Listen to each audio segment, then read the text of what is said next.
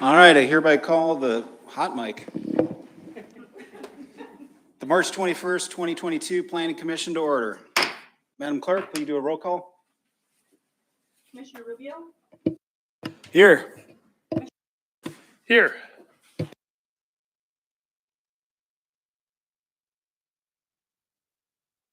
Present. Commissioner Scoggin? Here. Commissioner Chesbro? Here. Commissioner Glenn? Here. We have a quorum. Thank you. Do we have any additions or changes to the agenda? Do we have any objection to approving the agenda as written? Hearing and seeing none, the agenda is approved. Mr. Weisenhunt, would you lead us in the pledge, please?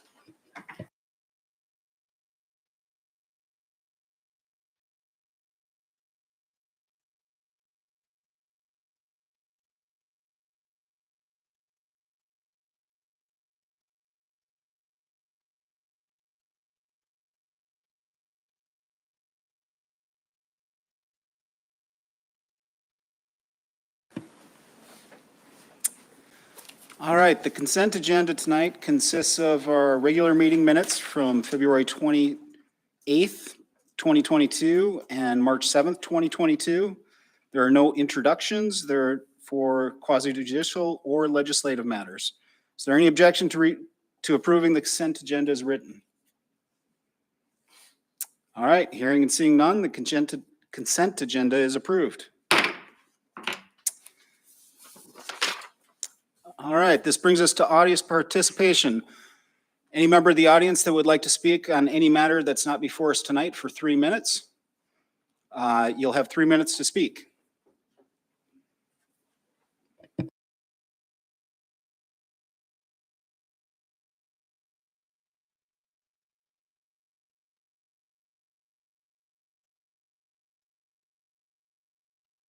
All right, there is nobody signed up to speak. Is there anyone in the audience who would like to speak?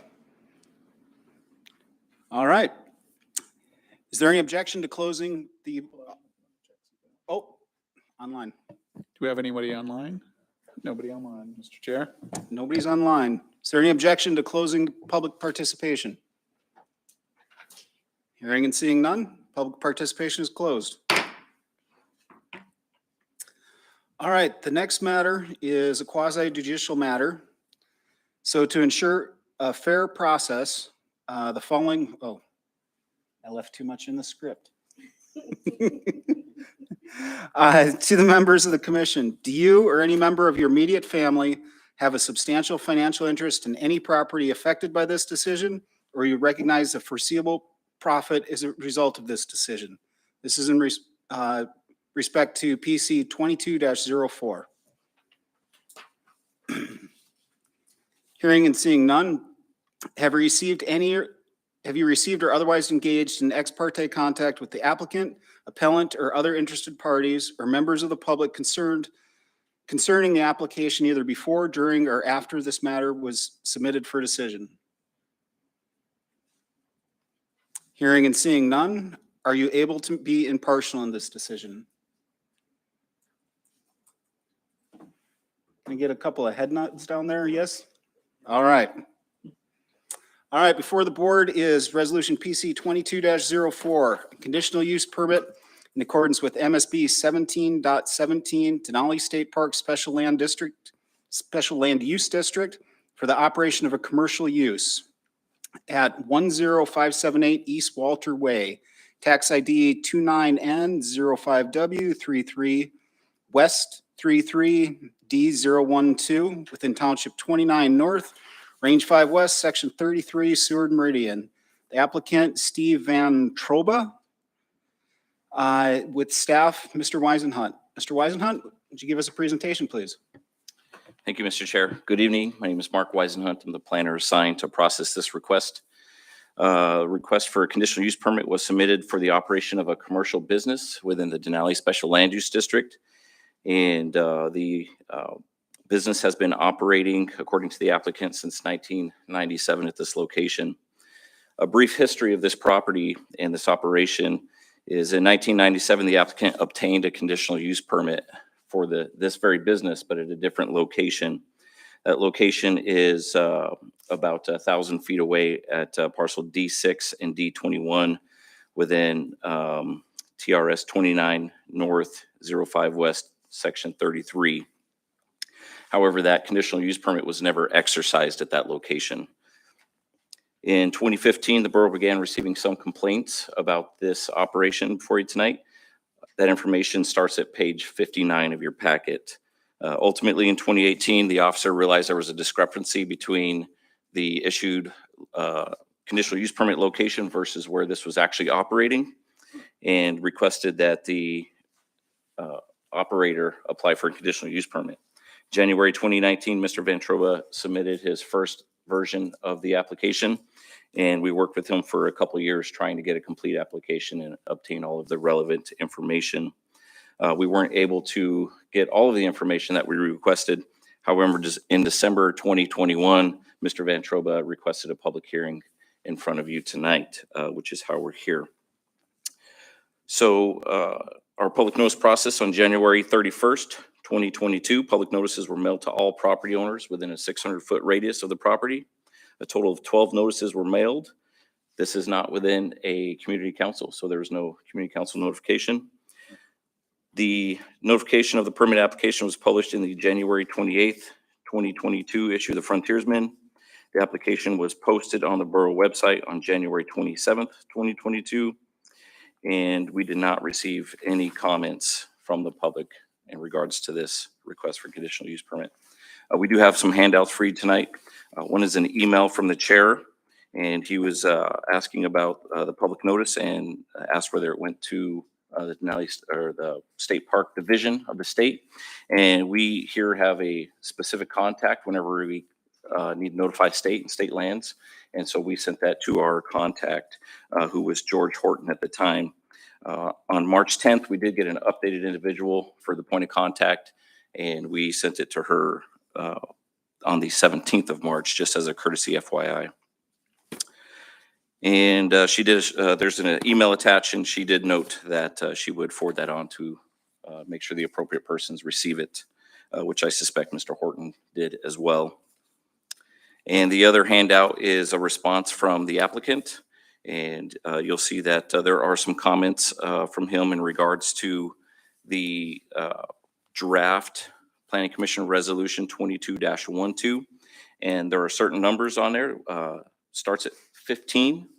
It goes to 18, 20, 21, 22, 24, and 25. And you'll see those line items on page 151 of your packet. I believe those are notes he's made to that draft resolution. And I just want to speak to a couple of those. The first one notes that there's a verbal agreement between the Boy Scouts of America to use this, and we have not received any type of written authorization for him to operate his commercial use on somebody else's property.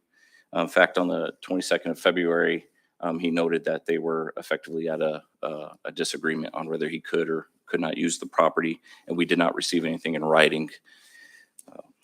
Number 18 notes that his operation had a state permit since 1997. Again, we did not receive that. If there was one issued, when I spoke to him last week, Mr. Ventrova noted that the state parks recently denied his request for a permit to operate on park lands. Number 20 notes there is a satellite photo shown in our packet. I just wanted to refer that is on page 39 of your packet, so you can find that reference easily. Then number 22, he notes that his operation does not operate within the park. That's different information that's in the application. On page 133 of your packet, it does note that he operates on state lands. And I believe that's all my notes for that handout. If you have any questions, excuse me. Lastly, my wrap up for this is because of the lack of information in the application, I was not able to make a recommendation for approval. I was not able to find that he meets the standards, and thus we do recommend denial of this application, which is on page 27 of your packet. And I'm available for questions. Thank you. Does any member of the commission have questions for Mr. Weisenhunt? Commissioner Scoggin? So the applicant, does he meet the boroughs for this permit he's asking for right now? Does he meet the standards for it? I mean, he can't operate on state land, I understand that, but it's a process, right? It'd be nice to have them all at once, but I got to ask the question. Thank you for that question. Through the chair, to be clear, he does not meet borough standards to recommend approval. Any other questions for staff? All right, the applicant now has 15 minutes to give your presentation. Please state your name for the record. Do we have a microphone there for him? Oh, use the podium, please, and spell your last name for the record.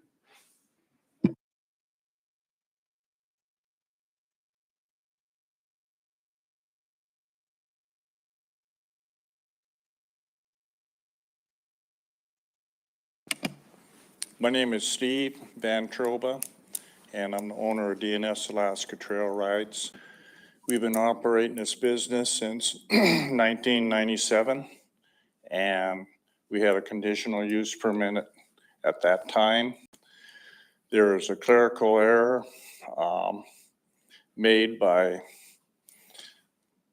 I don't know if it was me or Steve Sipri back at that time, that put my business on that one lot where the cell tower is. And we didn't find that out until about 3 years ago, I guess. And then they pulled my permit. And I filled out a new application, and I think you guys have it. And the only thing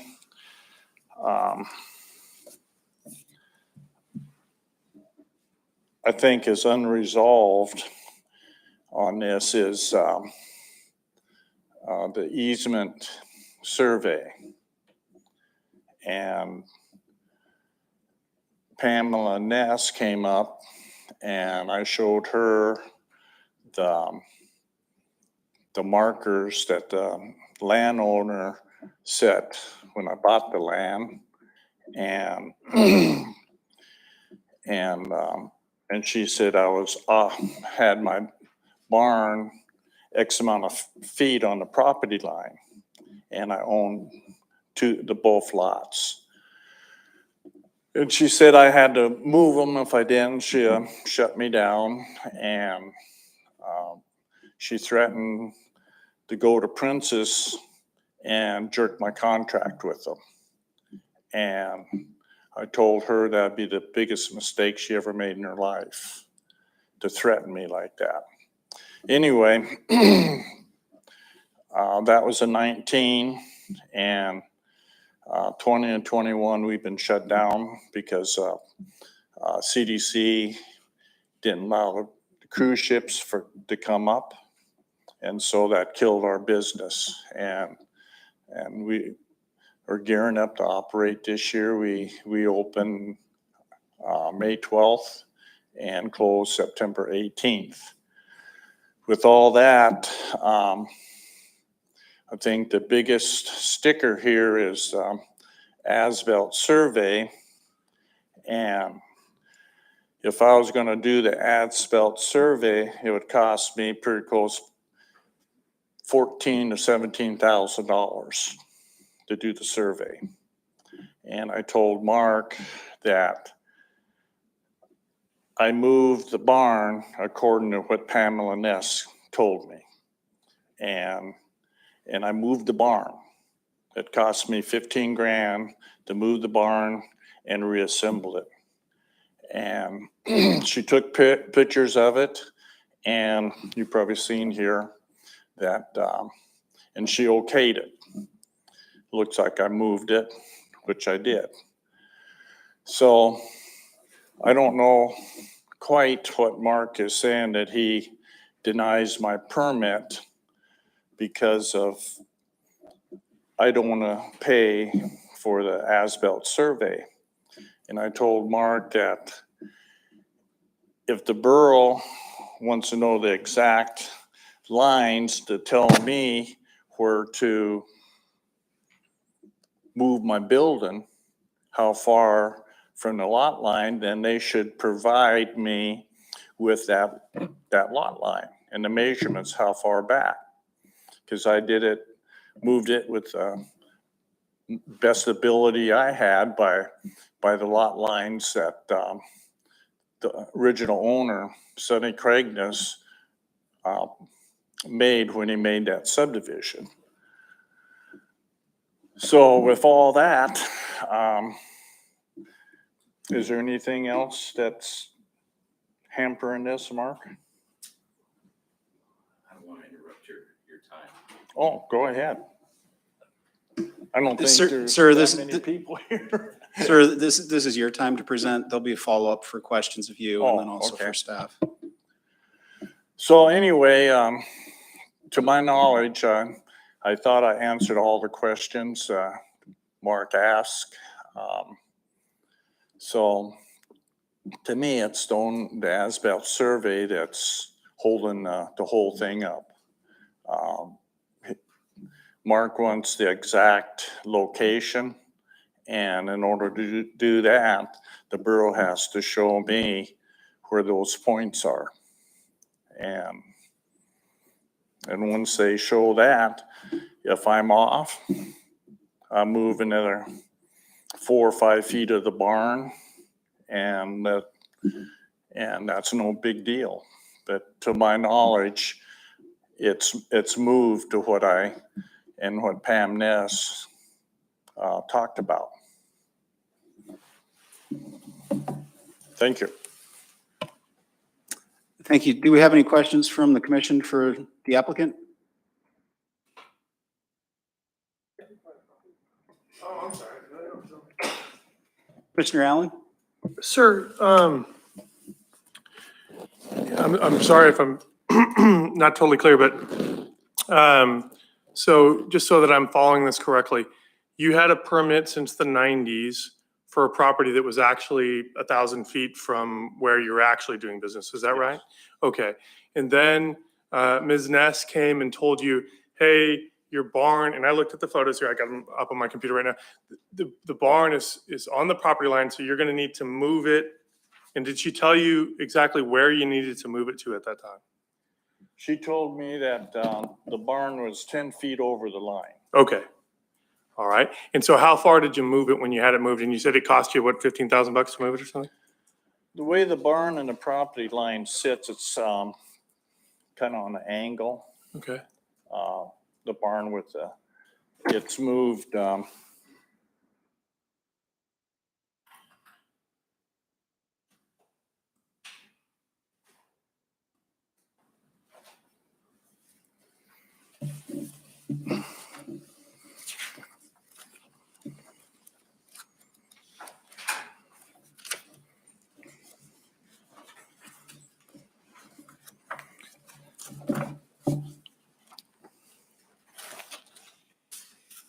Probably can't find a paper. It's moved like 16 feet on one end and 13 feet on the other end. That's what the kind of the angle of the way the barn sits with. Okay. And just to be clear, so she had told you needed to move it at least 10 feet. Yeah. Okay. All right. And then your business, you mentioned Princess. So you do primarily cruise ship passenger business? Yes. And is that the way it's been since the 90s? Yes. Okay. And is it exclusively with Princess, or have you work with other companies as well? We work with other companies that come to Prince's Lodge. Okay. Holland America, Celebrity Tours, and that. If they bring their customers to stay at the lodge, then if they want to go for a ride, we ride them. Okay. Let me ask this. Could random, people, could I go show up at your business and go for a horse ride if I wanted to? You could. Okay. You can either book through Princess or book directly with us. So you take direct bookings from people, from just citizens who Yeah, are? Okay. it's a very small percentage. Okay. All right. Thank you, sir. I appreciate it. You bet. Commissioner Rubio? Yes, how's it going, sir?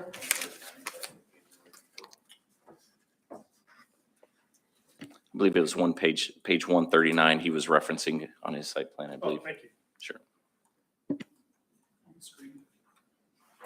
Oh, you're all over it. Thanks. Did we need more discussion on that page?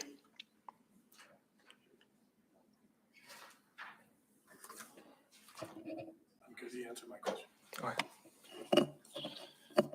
I was 15 feet on the long end and 13.6 on the short end. Oh.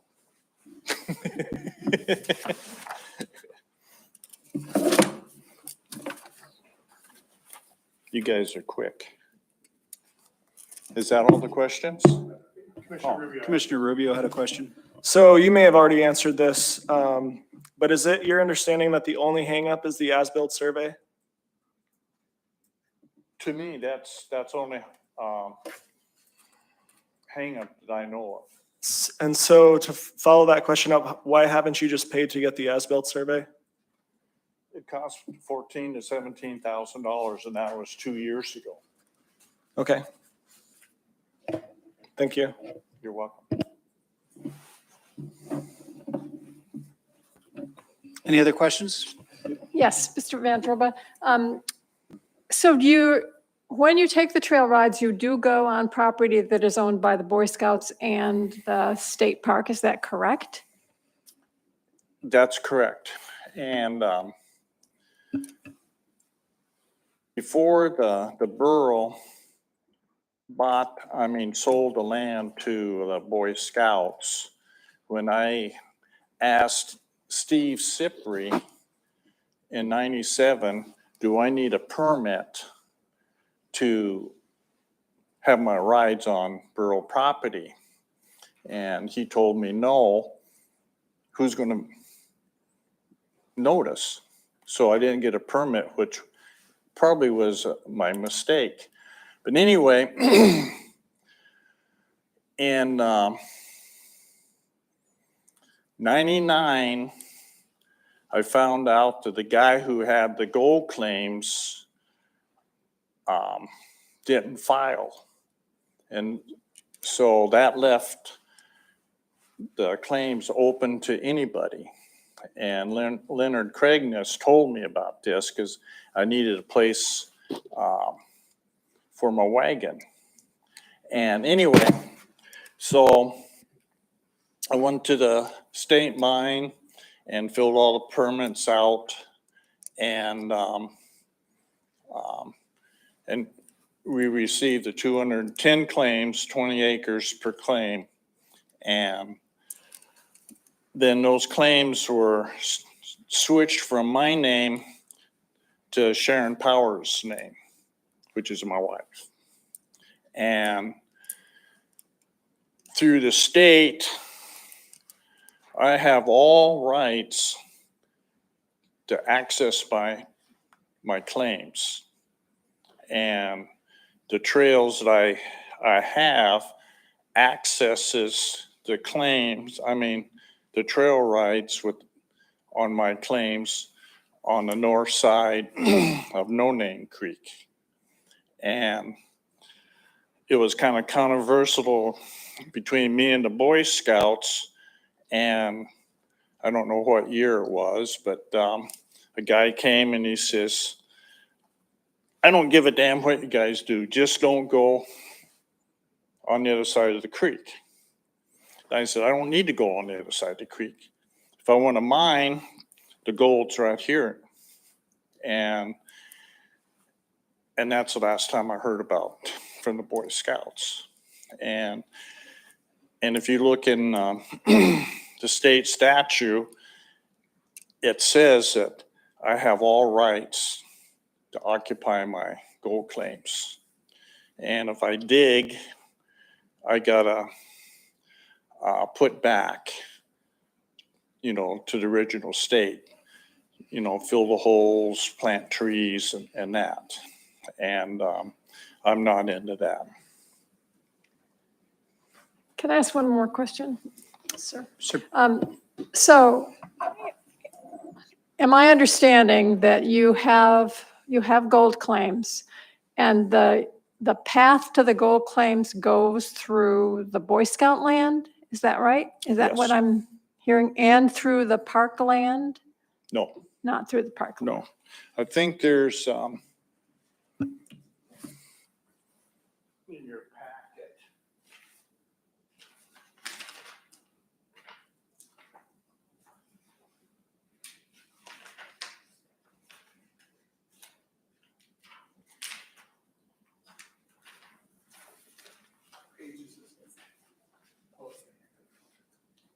It shows that we're registered. It'd be the last page.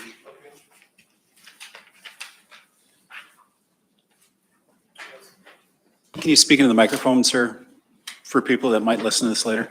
Did everybody see it on the last page?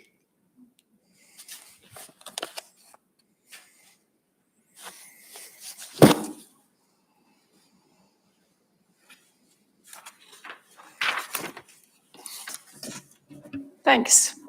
You're welcome. Any other questions for the applicant? All right. Thank you, sir. You're welcome. I believe we'll wait till after a public hearing.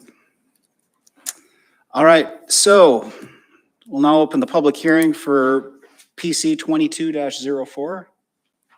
Is there anybody here who would like to speak to PC 22-04? Is there anyone on the line? We have nobody on the line, Mr. Chair. All right, is there any objection to closing public hearing on PC 22-04? Hearing and seeing none, public hearing is closed. Do we have any follow-up questions for staff or the applicant based on what we've heard from them? Commissioner Rubio? This question is for Mark. Can I ask Mark a question? Yes. Make sure it's a question, not a discussion. Mark, if the applicant gets the as-built survey, will he be approved? Through the chair, I think what you're asking is what would I recommend approval? So throughout my staff report, I do note some problematic areas. And we do have several standards, one of which is asking if the commercial use will be harmful to the public health, safety, convenience, or welfare. And if the applicant informs us that he's operating on lands owned by others, if we don't get that approval, that could be looked at as this commission approving an operation to trespass on somebody else's property. And so lacking those documents to include a state park permit, we would not be able to recommend approval. The board obviously makes that final determination, or the commission does, but it would be tough for us to make a recommendation without rectifying all the things I've noted in my staff report. Any further questions for the applicant or staff? I've got a couple questions. First, Mr. Weisenhunt, is there anywhere in Borough Code that describes that the Matsu Borough has a duty to establish where a property lot line actually is? Could you repeat that question, please? Is there anywhere in Borough Code that says the Matsu Borough is responsible for demonstrating where a lot line is for a private individual? I'm not familiar with the Borough Code in its complete source, but not to my awareness. Mr. Strawn, are you moving up to talk, or? Sure.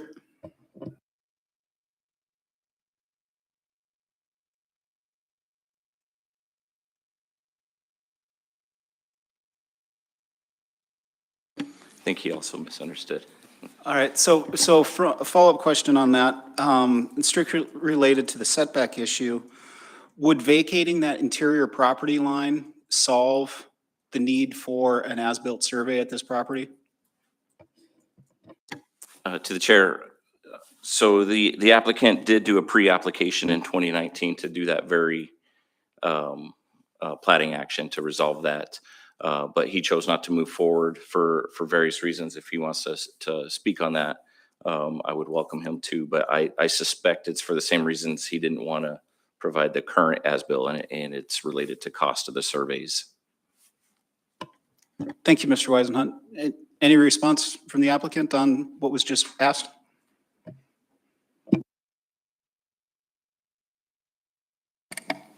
To follow up with Mike's question about the trespassing on Boy Scout land, if they had a problem with DNS being on their land, they would have responded on that mail out. And no one respond. And so I think it's a moot point because I've met with the Boy Scouts twice in two different lawyers' office and discussed this back in probably 0405. And it was all put up to them, and the attorney agreed that the Boy Scouts bought the land knowing that I had gold claims on the land and that my horse trails were on the gold claims. And then a year or two later, that's when I don't know the gentleman's name, but he just told me, he says, he didn't give a damn what I did on this side, just don't go across the bridge. And the bridge has a gate and we don't cross that. We don't even go near that because it's all steep. We're right up on top. Again, you know, if the Boy Scouts wanted to do something to prevent me, they had contacted Mike with the mail out. Thank you, sir. Any other questions of staff, the applicant? Yes, sir. Yes, Commissioner Allen. Sir, can you tell me, I'm trying to understand exactly how your operation works. What's a typical ride when you get some tourists from a boat and they show up and they want to go for a ride?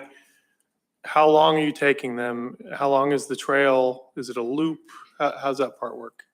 It's a loop trail. Okay. And the ride's an hour and a half. And we can take up to 16 people. And with all that, you know, we have liability insurance through Lords of London. And their office is in Sandy Valley, Utah. And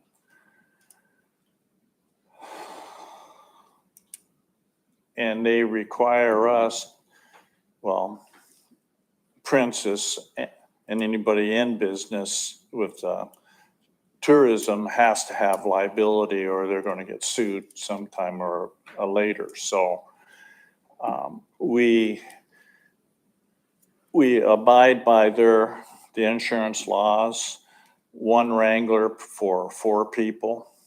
And if it's 6 people, we have 2, or 5 people, we have 2. So safety is our number one concern. Okay. Thank you, sir. You're welcome. Last call. Thank you, sir. You're welcome. All right, the chair will now entertain a motion for resolution PC 22-04.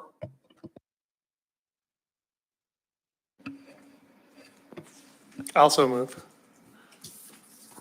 All right, Commissioner Allen has moved the second. motion. Commissioner Chesbro has seconded the motion. Do we have any discussion?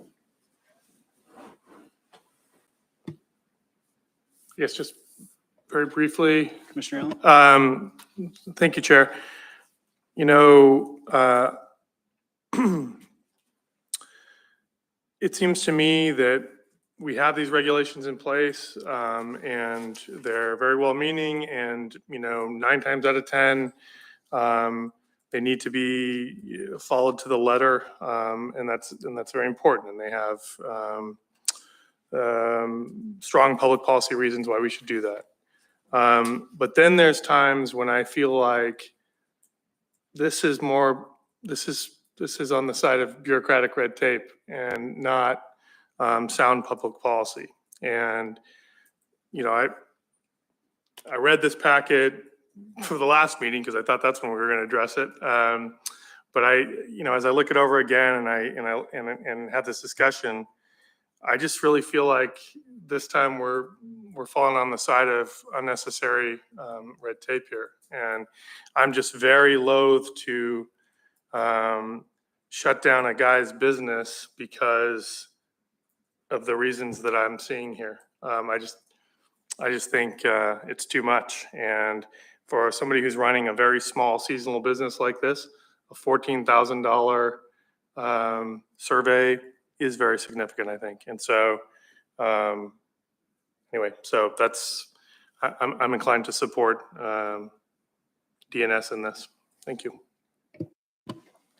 Commissioner Chesbro? Well, I do have some concerns because I think I understand your point about red tape on the one hand. On the other hand, it's hard to not, I mean, there's rules for reasons. I think it's unfortunate that this has kind of gotten so convoluted. And I do have real concerns about not having something written from the Boy Scouts or written from, giving permission to go across. And I understand, I think I understand that you have access for your gold, for your mining, but I'm not sure if you have access, does that mean you have access for your business? I mean, I just don't, I think it's gotten really complicated. And I worry about us saying, well, those rules don't count this time, but they're going to count next time.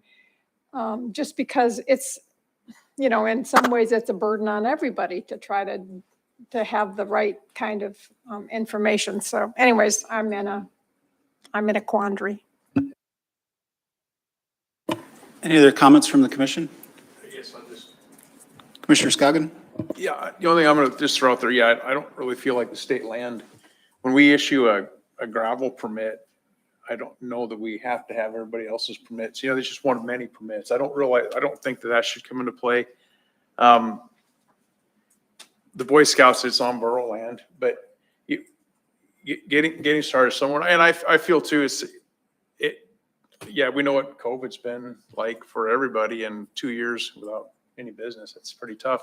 And I don't know if it's possible to issue a permit with a notice to cure time to get in compliance. I don't know if, that works for you guys or not. It's just something I want to throw out there, to get the guy back going. I mean, it's hard to spend money if you haven't made money in the last 2 years, per se. And I know, livestock, they're not like a four-wheeler or a snow machine there. You still got to fuel them every day. So anyway, that's some thoughts I have, I guess.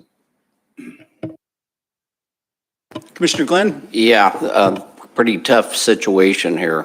He's had the rug jerked out from under him over the COVID situation, along with the bunch of the tourist operators are suffering with that. And the money's money. I mean, $14,000, a lot of money for an as-built. So I'm pretty torn about this, actually. I would actually like a little more information, but in regard to the Boy Scouts access, but other than that, this is not a fun deal. So that's it. Commissioner Allen or Rubio, any comments? Yeah. Commissioner Rubio? I'll make one more comment. I agree. I'm all for businesses, especially small businesses, but I also feel like policy is in place for a reason here. And it seems like you do have a way out of this. And I think the as-built survey would be a good investment. And yes, it is very expensive, but it's going to be a great investment for your business. It's going to be great for any future purposes of maybe selling the business or, selling the land, all those things. I think having that in hand, it's not just money, wasted, it's money well spent. So I think there's a way out, and I hope you can take that path if this doesn't go your direction, and keep going. Thanks.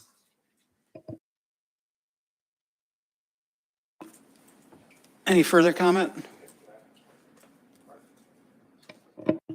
Is that possible, Mark, that you issue a permit with a timeframe to become compliant? So, I'm assuming he's got bookings and stuff he probably needs to do right now, but I'm sympathetic for anybody in business right now, and it's a tough time for small businesses, especially in tourism, so. Through the chair, thank you for that question. In the past, in fact, an almost conditional use permit, if the commission chooses to add a condition on that approval, they certainly can do that. Although I would use caution if you do with your wording in that you don't want to get in a situation where you're specifically allowing the applicant to operate on somebody else's property for an extended period of time. And if I may, through the chair, one last closing comment that I tried squeaking in before the discussion. I don't want to degrade or demean this application material. I know it's tough, it's not easy, and I know that the applicant put in a significant amount of time trying to get his site plans together, and we certainly take no pleasure in recommending denial, especially as you heard the circumstances tonight through COVID and some of the challenges we're having right now. So we definitely take these recommendations very serious, and just unfortunately, we weren't able to make that approval happen with the information we had.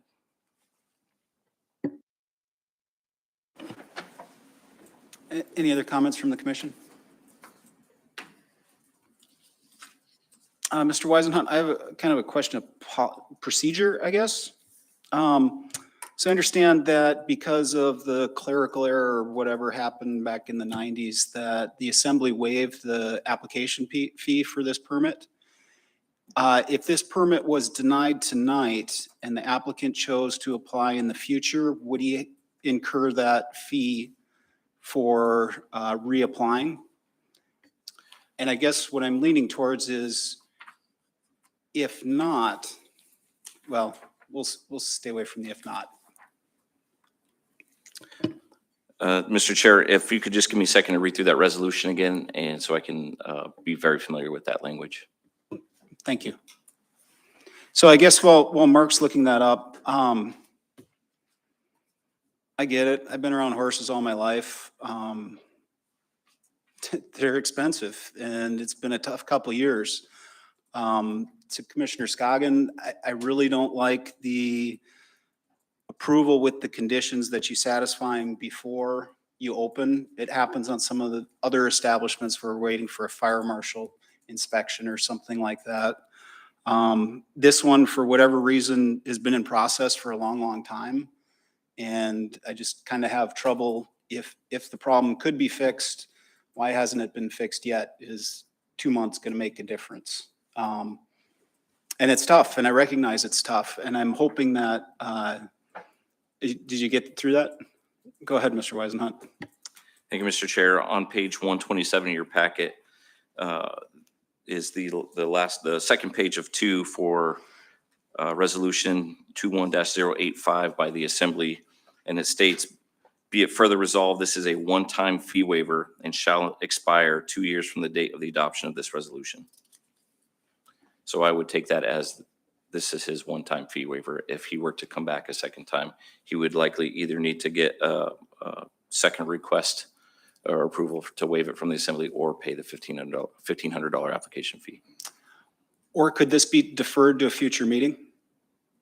Continued? Actually, a decision must be made within 30 days of the closure of the public hearing. And the public hearing has been closed. All these rules.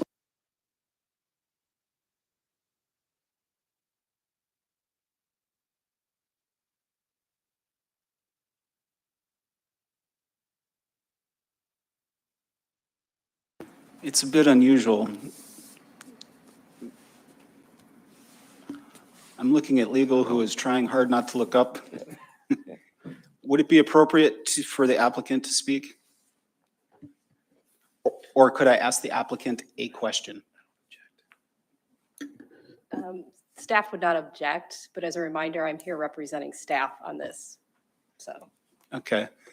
Sir, we're a little bit outside the bounds, maybe, but a question to you. Would 30 days be enough time for you to secure agreements from the Boy Scouts and the state of Alaska? Clarifying, we're not mining experts. We don't know what is allowed and what is not. Would that be sufficient time to get you moving, to get agreements in hand or significant progress towards that? Please.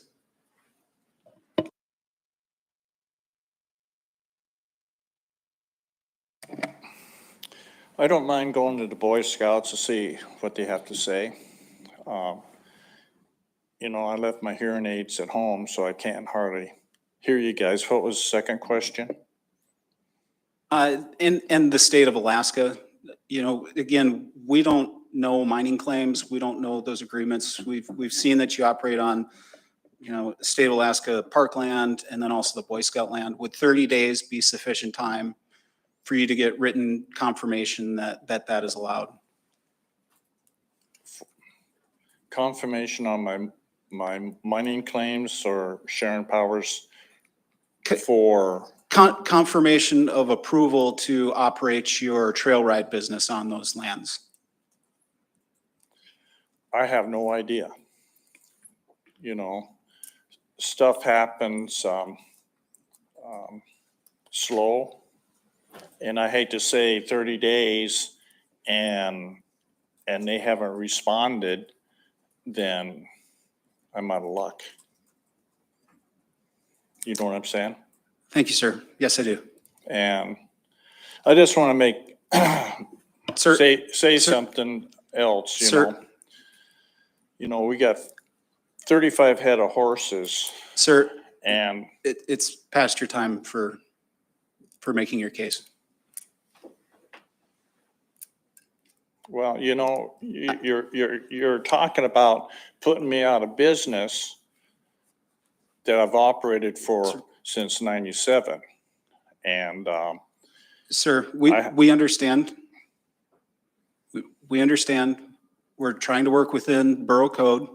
We're still discussing things. We just had a couple of questions for you. I appreciate your time, but it's time for the commission to continue debate. so I got 30 days to do this? It was a hypothetical question. We're constrained by 30 days from the public hearing, which was tonight.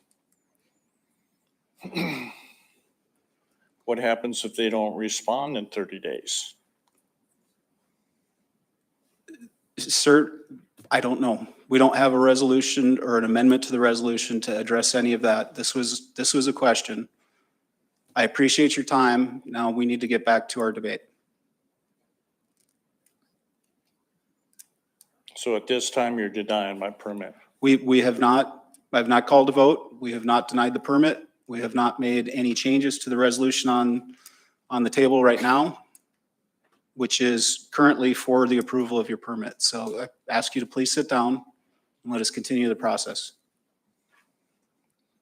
Well,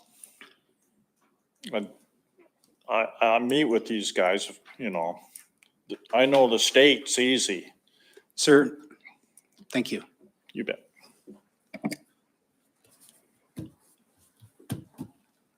All right. Any further discussion on PC 22-04? Hearing and seeing none, is there any opposition to passing Resolution 2204 for the approval of a conditional use permit in the Denali State Special Park Land Use District? Is there any objection? All right, there is an objection, so we will go to a vote. Everybody's got your clicker?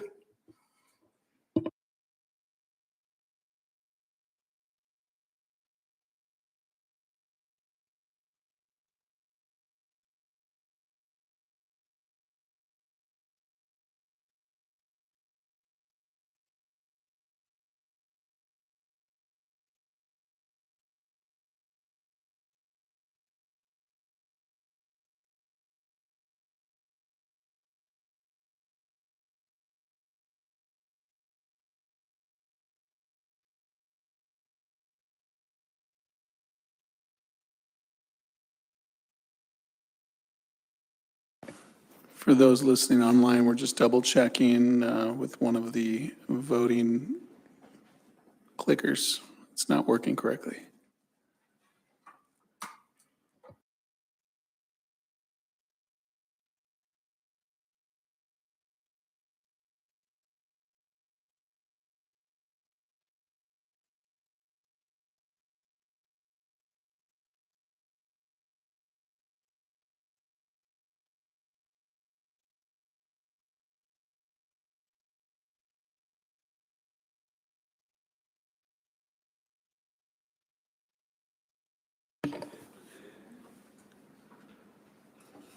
Very good.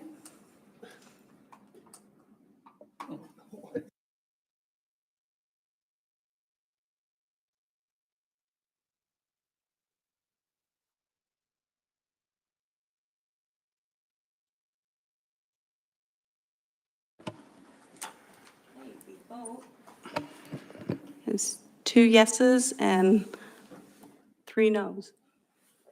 4 noes, sorry. All right, resolution 22-04 therefore fails.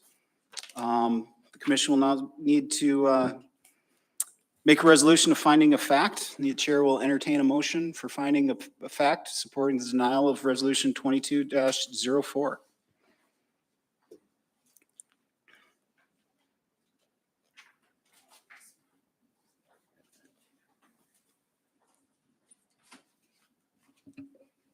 I move Resolution 22-12. Thank you.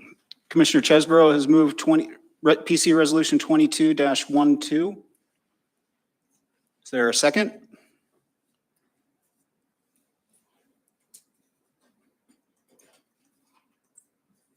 I'll second. All right, it's been moved by Commissioner Chesbro and seconded by Commissioner Rubio. Commissioner Chesbro? I think that the resolution is clear about the reasons that we feel we need to do this. Commissioner Rubio, any comment? No comment. Any other comments from the commission regarding resolution PC 22-12? Any objection to approving PC 22-12 supporting the denial of the conditional use permit? Seeing and hearing none, PC resolution 22-12 is hereby approved.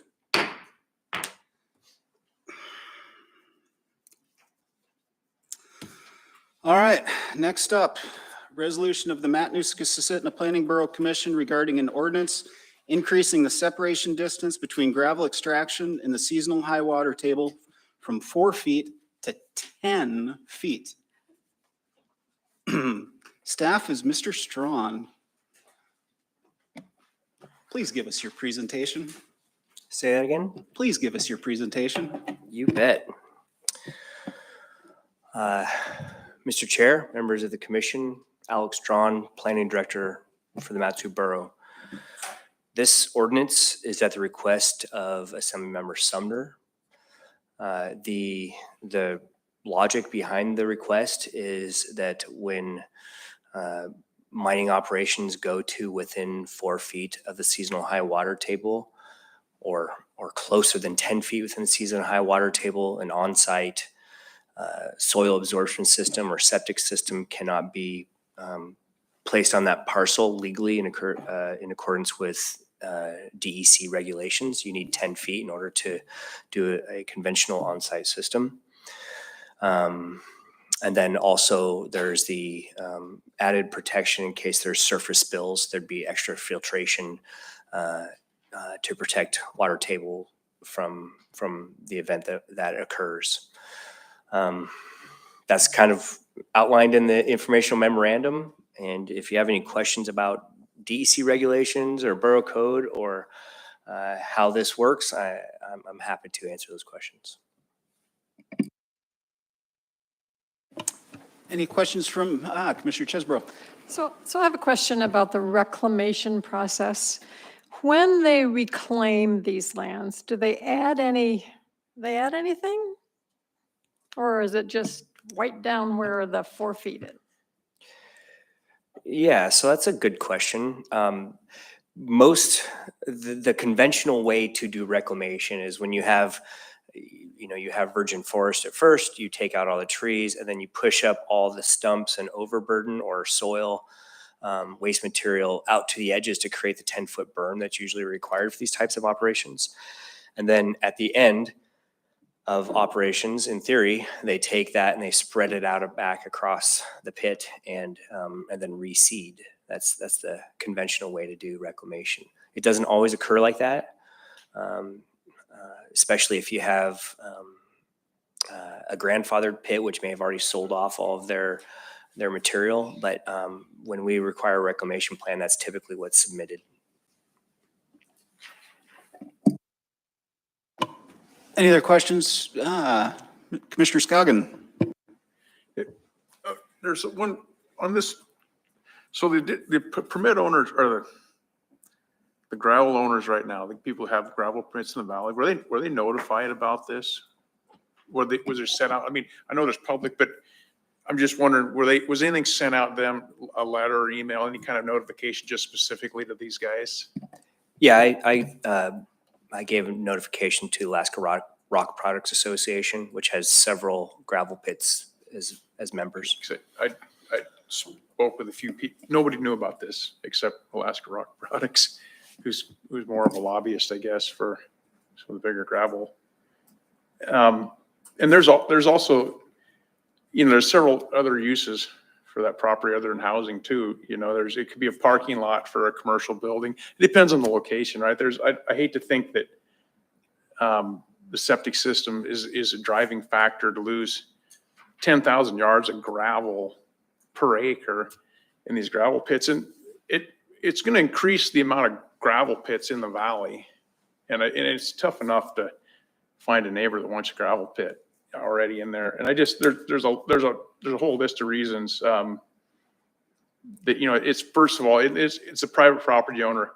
It should be up to them. The DEC, they require 4 foot of separation from a sewer system, from sewer lines leaching into the ground. So it's 4 foot is obviously enough, but I just feel it's taking away property rights of these owners too. It's their decision. I'd like to remind the commission, this is time for questioning. Staff, we should keep our opinions till we're talking amongst ourselves. So try to, in the form of a question, Jeopardy form. Are there any other questions for Commissioner Strawn?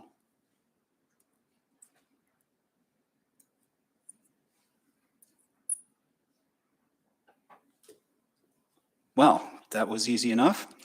Thank you, Mr. Strawn. All right, I'd now like to open the public hearing on PC Resolution 22-07, resolution of the Matanuska-Susitna Planning Commission recommending an ordinance increasing the separation distance between gravel extraction and the seasonal high groundwater table from 4 feet to 10 feet. Is there anyone in the audience who would like to speak to this? All right, sir, you'll have 3 minutes. Please state your name and spell your last name for the record. Hello, my name's James Mulhaney, Mulhaney. I do work for a construction company. I'm not here representing them. I'm here representing myself right now. I've been to a bunch of borough assembly meetings, and the hot topic has been gravel pits and how they're getting reclamated and everything. And I think what you're trying to do here, going to 10 feet, is going to just make massive more surface area being used for gravel pits. I think the investment for people to go in and open a gravel pit and not be able to get the quantity out of it is going to be astronomical expensive for everybody down the line. I do think this is a private property issue. I think private property means that you can do with what you want to do with your property. I think this is a complete overreach from the government coming in here and telling people what they have to do with their property. I think it diminishes the definition of private property. I think what we're really talking about is a person buying a piece of property then they end up leasing it through property taxes, and then they have a third party telling them what they can do with their property.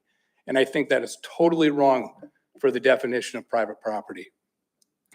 I will bring a couple more notes into this, that there are so many things that can be developed at 4 feet above the water table. We do have parking lots, we have parks, we have storage units, we have all kinds of industry that can handle being there without a septic system. There's porta potties that go all over in areas that you don't need a septic system. I think one of the things that really bothers me about this is, if you take example, you have a 20-acre pit and you want to develop it, reclamate it to a restaurant, and you put a 2-acre restaurant up and you leave the gravel up for that area that you get your septic system in, and then you want to mine down and put the parking lot below it, that makes sense. Why would you hold that up? I think a perfect case in point is Church on the Rock in Wasilla. The building's up top, the parking lot's down low. That would make a total reasonable thing to mine the gravel out, put the parking lot down low, and have the septic up top. So that's all I've got, but I think you guys really need to consider private property rights. Thank you. Thank you, sir. It appears we've got somebody on the phone who would like to speak. Mr. Ortiz? You are unmuted. If you want to, you'll have 3 minutes. If you please state and spell your first and last name. Thank you.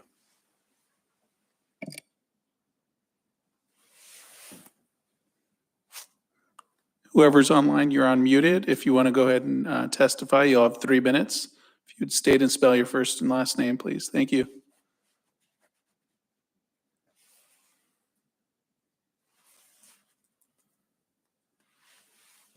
Mr. Chair, please. They lowered their hand, so maybe they did not want to testify. Okay. You are unmuted. If you'd like to testify, go ahead.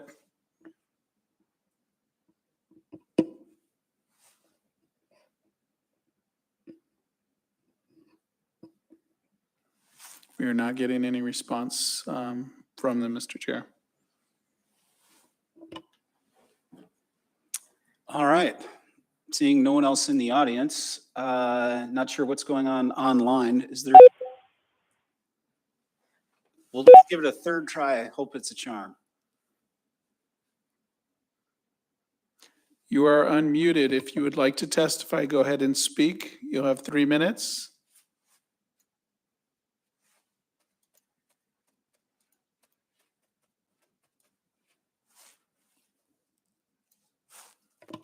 All right, not for lack of trying.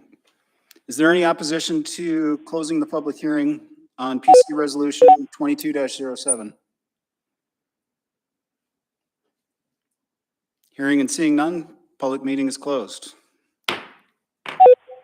Mr. Strawn, do you have any responses based on the public testimony that you heard tonight?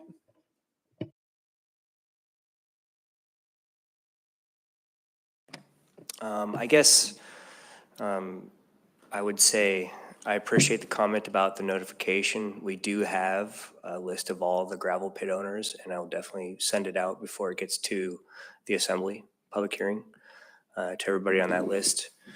And I agree that if this ordinance does get adopted, that gravel pits will move more outwards instead of downwards. So it's a question of how you want to go about it. Whether, having on-site. So I guess I will also further say that in order to do a conventional septic system, you do have to have 10 feet. There are non-conventional ways that you can do it, but for conventional, it has to be 10 feet. Thank you, Mr. Strawn. All right, the chair will now entertain a resolution for PC resolution, a motion for PC Resolution 22-07. Commissioner Chesbro? I'll move PC Resolution 22-07. Do we have a second? Commissioner Allen seconds. All right, the matter before us is PC Resolution 22-07. To cut to the chase, changing the separation for mining, gravel mining from 4 feet to 10 feet. Commissioner Chesbro, any comments? I am going to vote against this. I really believe that I think all the reasons that we heard make sense, and I just think that's a huge difference between 4 feet and 10 feet, and it's going to cost money and be destructive. So Thank you. Commissioner Allen, comments? I'll be honest, I was swayed by the public testimony, so I'm also going to be a no vote. Any other comments on PC Resolution 22-07? The chair would just like to say I agree with the public testimony. I think it goes above and beyond, but let's have a vote. So is there any opposition to passing PC Resolution 22-07 as written? Yes, I oppose. All right, we have opposition, so we will go back to the voting machine.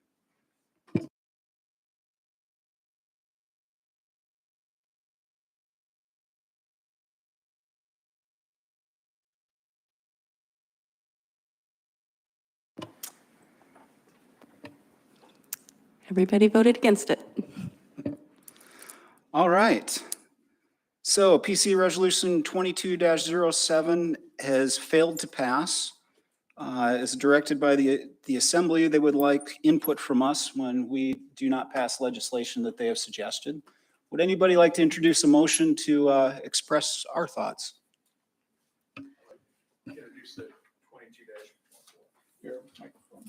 Commissioner Scoggin has moved to approve Resolution 22-14, a resolution of the Matanuska-Susitna Borough Planning Commission recommending denial of Assembly Ordinance 22-031. Do we have a second? I'll second.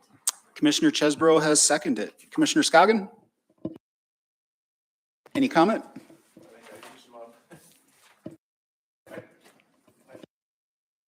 You know, coming into these, I have my opinions and talked to a lot of different people, and then I never really thought about the reclamation cover. They're just like, there's always just so many different uses for this property, and then you're adding that on there, and there's also, you know, you could use a community water sewer system, you know, on part of the property where you have higher elevation. There's just a lot of uses for the property, but yeah, good. Commissioner Chesbro is the second. No further comment. Any other comment from the commission? I'd just like to point out that now you could turn a formal gravel pit into a shooting range without a permit. Best and highest use. All right, it's been moved and seconded to approve PC Resolution 22-104, recommending the denial of Assembly Ordinance 22-031. Is there any objection to passing Resolution 22-14 as written? Hearing and seeing none, Resolution 22-14 is approved. Gavel. All right, no correspondence, no unfinished business. Mr. Ortiz, any upcoming Planning Commission agenda items we should be aware of? I believe you guys received the updates of what's upcoming in your email, but I do have some information. The BOAA reversed the decision on Sean Krautkramer. So that was the variance resolution numbers 21-23 and 21-29. So if you're interested in reading that, I think we can email that out to you guys. And or it's in your packet, sorry. Thank you, Carol. And the other information I would say is be careful with any upcoming quasi-judicial as far as fact finding and what you say and look up and research on your own. And also any past. Yes. Madam Clerk, any comment? No, thank you. Madam Law? It's just easier to pronounce. Just as a reminder, since most of you have not done a quasi-judicial, the process is not over as of tonight. He has an appeal period and then potentially an appeal period after that, so you have to make sure you are not talking. I did get word that a motion for reconsideration has been filed on the Kraut-Kramer, so make sure you're not talking about that either. Thank you. All right, Commissioner Scoggin, any comment? No comment. Commissioner Glenn? No comments. Commissioner Chesbro? Sometimes we have to make decisions we wish we didn't have to make on this commission. And tonight was one of those nights. Commissioner Allen? Mr. Chair, I'm sorry to interrupt you, but Mr. Director Strawn actually had a comment. He wasn't on here, I'm sorry. You're not on the script. Go ahead, Mr. Strong. Thank you, Mr. Chair, and apologize for jumping up and down out in the crowd. But I did want to address an email that was sent to this board regarding the Comsat quarry up in Talkeetna. So this has been an issue that the planning department's been working on for a while. We actually issued a determination. It was appealed. There's been a lot of discussion, a lot of working with the community on this. I did want to say that so we do have a stockpile of riprap up in Talkeetna in the event that our revetment is compromised or it's needed to protect the town. It did come from Caswell via Chugiak originally, but I also want to say that this is a case that very well could end up in front of this board in a quasi-judicial matter. So I would strongly recommend that we not talk about this case as it could come before you in the future.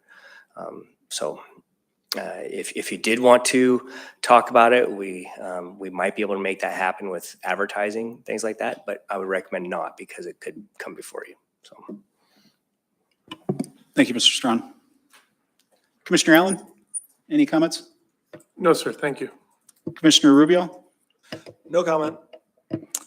The chair would just like to echo Commissioner Chesbro's comments.